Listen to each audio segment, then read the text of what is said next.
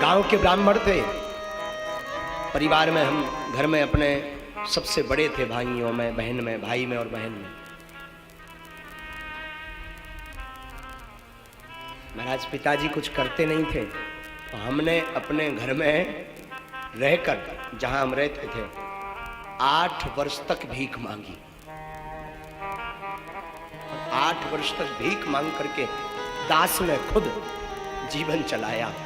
और उस वक्त के कई वाकया ऐसे हैं जो हृदय को बार बार झंझोर देते हैं, बार बार वो याद आते हैं। हम जब पढ़ने जाते थे गांव में, खैर ये, हाँ सुनो, जब पढ़ने जाते थे हम गांव में, तो हमारी आदत थी बचपन से ही महाराज तिलक लगाने की। हम बचपन से तिलक लगाते थे। तो सरकारी स्कूल में पढ़ते थे, क्योंकि पैसा तो था नहीं, भीख मांग करके भोजन करते थे। माता पिताजी भी थे, भीख मांग करके अपना परिवार चला। स्कूल में पढ़ने जाते थे, हमें बार बार स्मरण है, स्कूल में जब हम पढ़ने जाते थे तो छोटे छोटे जो हमारे मित्र थे, बच्चे,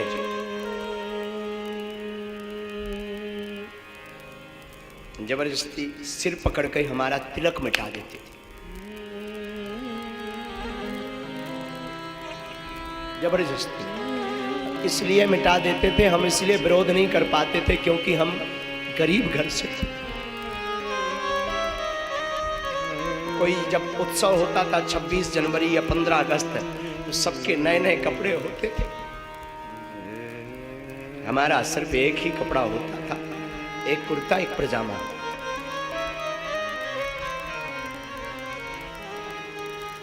बचपन था हमारा, हमें वृंदावन पढ़ने जाना था, भागवत। उस वक्त 2000 रुपए किराया नहीं था।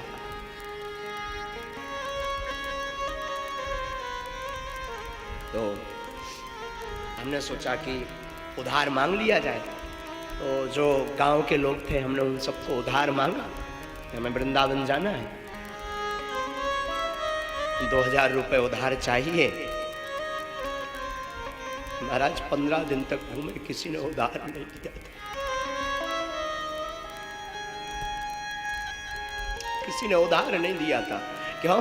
क्योंकि उन्हें पता था कि अगर हम इसे उधार दे देंगे तो ये चुकाएगा नहीं। कार्ड, शादियों के कार्ड जो होते ना, कार्ड में पूरे परिवार का नाम आता था, सिर्फ हमारे पिताजी का नाम नहीं आता।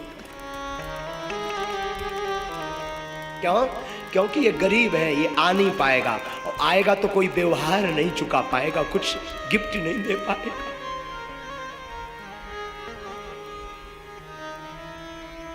महाराज फिर हम अंत तो गत्वा वृंदावन जा ही नहीं पाए।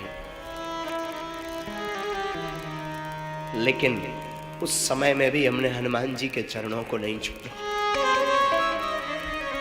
हमारी माँ हमेशा हमसे बोलती थी, बेटा तुम घर से बाहर जब भी निकलना, मुस्कुराते हुए निकलना, कोई ये ना समझे कि हम गरीब हैं या भूखे हैं। मुस्कुराते हुए निकलना।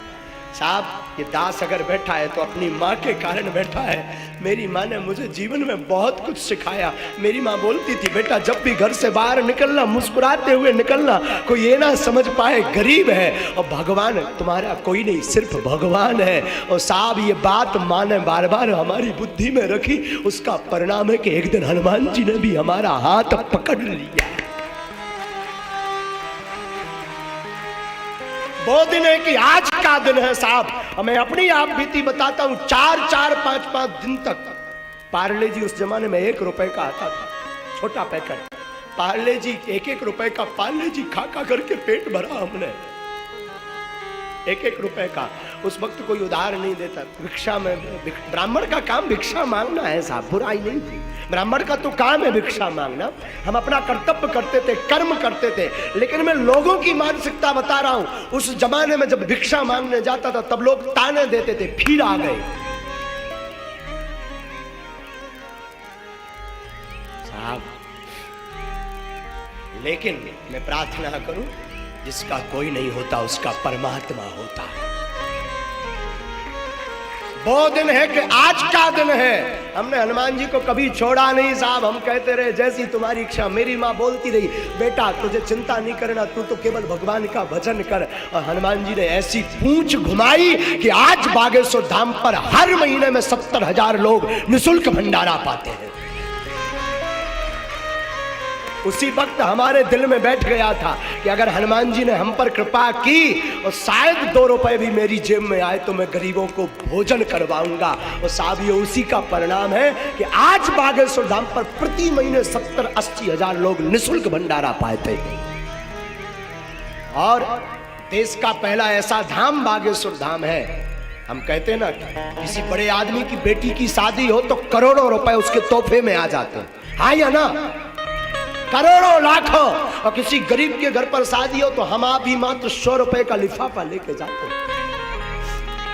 हमने विचार किया क्या करना चाहिए, इसलिए बागेश्वर धाम पर हमने संकल्प लिया गुरु कृपा से कि धाम पर जो भी चढ़ोतरी आएगी उससे गरीब कन्याओं का विवाह करेंगे। मैं प्रार्थना करना चाहता हूं नागपुर महाराष्ट्र के आप सबसे, आप एक घड़ी बड़े आदमी का इनविटेशन छोड़ देना, बड़े आदमी के घर पर जाना छोड़ देना, पर एक बात गांठ बांध ले, गरीब गरीबी के कारण अगर आपको कार्ड भी ना दे पाए तो बिना बुलाए जाना और उसके घर पर कुछ देकर जरूर आना। इतना जरूर कर। तुम्हें सौगंध है अपने ईमान की, सौगंध है तुम्हें अपने ईमान की, क्योंकि साहब इनका तो सिर्फ परमात्मा होता है। और मैं व्यासपीठ से बोलूं तो बुरा नहीं होगा, जिसका कोई ना हो आ जाना हमारी गली में। बागेश्वर धाम खुला था, खुला है, खुला रहेगा।